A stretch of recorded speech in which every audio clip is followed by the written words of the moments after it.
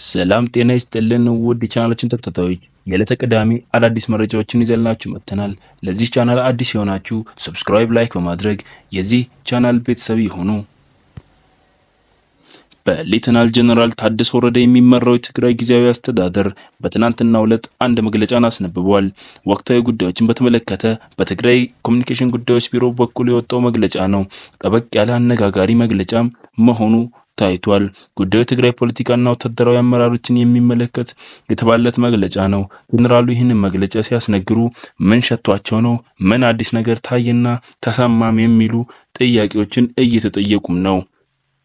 ኤርትራን በተመለከተ ኢመደበኛዊና ቡድናዊና ግለሰባዊ ግንኙነት አሁንም እንደ ክልል ለትግራይ እንደዚሁም እንደ ሀገር የኢትዮጵያ አደጋ ነው እየተባላት ይገኛል።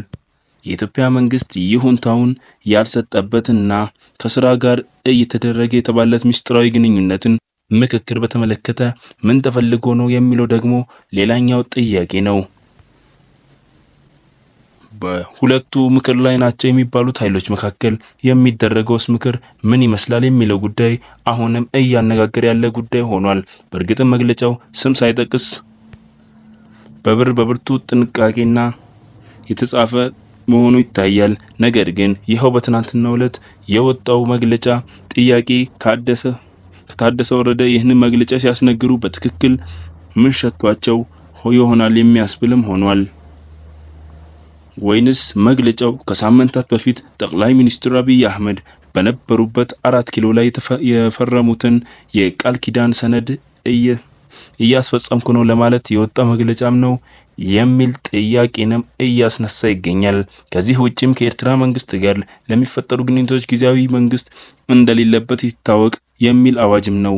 ራስን ነኝ ማድረግ መግለጫም ሊሆን ይችላል የሚሉም አሉ። ጀነራሉ ከሳምንታት በፊት የጊዜያዊ አስተዳደርን የፕሬዝዳንትነት ስልጣን ሲረከቡ አንድ ወሳኝ ሐሳብንም አካተው እንዲፈርሙ ተደርጎ መሆኑ አይዘነጋም።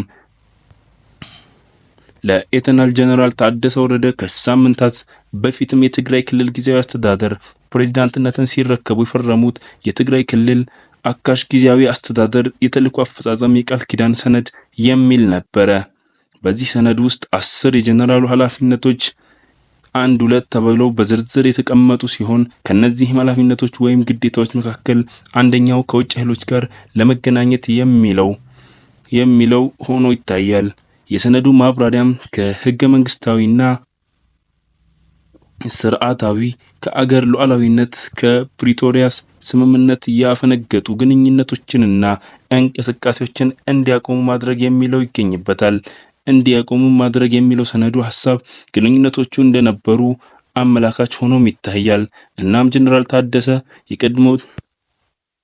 ቀድሞት አግባብቶ ያልሆኑ ግንኙነቶች እንዲቆሙ እንደዚሁ አዳዲስ ግንኙነቶችንም ጭምር እንዳይፈጥሩ የሚያደርግ የኃላፊነት ይኖርባቸዋል ማለት ነው። ይህ ጉዳይ በቀጥታ ኤርትራን የሚመለከት ነው። የትግራይ ፖለቲካ እና ወታደራዊ አመራሮች ከኤርትራ መንግስት ጋር ግንኙነት ጀምሯል የሚለውን በተመለከተ የመጀመሪያውን መረጃ ይፋ ያደረገው መግለጫውን ያደረገ የአፍሪካ ኢንተለጀንስ ነው።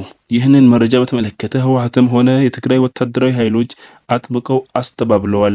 የኢትዮጵያና የኤርትራ መንግስትም ኩርፊያ ላይ ናቸው። አንዱ ሌላኛው በጎ ስሜት የለውም።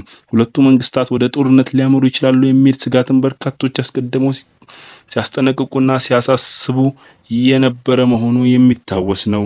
አሁን ነገሮች ሌላ መልክ እየያዙ ነው። ደግሞ የትግራይ ፖለቲካ ተከትሎ ነው። ምንም እንኳን ሁለቱ አካላት በየፊናቸው ያስተባብላሉ። የኤርትራና የትግራይ ፖለቲከኞችን እንደዚሁም ወታደራዊ አመራሮች የውስጥ ለውስጥ ምስጢራዊ ግንኙነት ጀምረዋል የሚለው ተደጋጋሚ መረጃ የሆነ ቦታ ሊቆም አይችልም። የአሁኑ ጀነራል ታደሰ አዲሱ የትናንትናው መግለጫ ደግሞ ጉዳዩን እንደ አዲስ ቀስቅሶታል። በኢትዮጵያ ህገ መንግስት መሰረት የውጭ መንግስት የሚፈቅድለት የፌዴራሉ መንግስት ብቻ ነው። ክልሎቹ ከፌዴራል መንግስትና እርስ በርሳቸው ከሚያደርጉት ግንኙነት ውጪ ከየትኛውም ሀገር ጋር የጎንዮሽ ግንኙነቶች በማድረግ ስልጣን አልተሰጣቸውም። ከሆነም የፌዴራሉ መንግስት ይሁንታ ማግኘት የግድ ይላቸዋል። ይህ በኢትዮጵያ ብቻ ሳይሆን በሌሎችም ሀገራት ጭምር ያለ ዓለም አቀፋዊ አሰራር ነው። ከዚህ አንጻር ህወሓት ሰዎቹ ያለ ፌዴራል መንግስት እውቅና ከኤርትራ መንግስታት ጋር ግንኙነቶችን እያደረገ ነው የሚል መረጃ ሲሰማ የነበረው በውጭ ሚዲያዎች ሳይቀር የነበረ መሆኑ የሚታወስ ነው። ይህንኑ ሚስጥራዊ ግንኙነትም ተደርጓል የሚለው በተመለከተ ህወሓትና የኤርትራ መንግስታትም እየደጋገሙ መግለጫ ሰጥተውበታል። በጥብቅም መንግስት እየደጋገመ መግለጫ ሰጥተውበታል። በጥብቅም አስተባብሏል። አሁን በአቶ ታደሰ ወረደ የሚመራው የትግራይ ጊዜያዊ አስተዳደር በዚህ ጉዳይ አንድ የሆነ የሸተተኝ ነገር አለ የሚል ይዘት ያለው መግለጫ በትናንትናው ዕለት ይፋ አድርገዋል። መግለጫቸውም ሸፈን ያህለ እና ግንኙነት እያደረገ የተባለ አካላትን በስሜት ያልጠቀሰ ነው። ይኸው መግለጫ ከማንኛውም የውጭ ኃይል የሚደረግ ዓላማውና ስትራቴጂያዊ ሰልቱ ያልታወቀ ግንኙነት ተቀባይነት የለውም ይላል። ይህንን መሰል ግንኙነት የትግራይ ክልል መንግስት አልባ የሚያደርግ አደገኛ አካሄድ ነው ሲልም ያው የመግለጫው ግንኙነት ሊያስከትል የሚችለውን አደጋም ያስቀምጣል።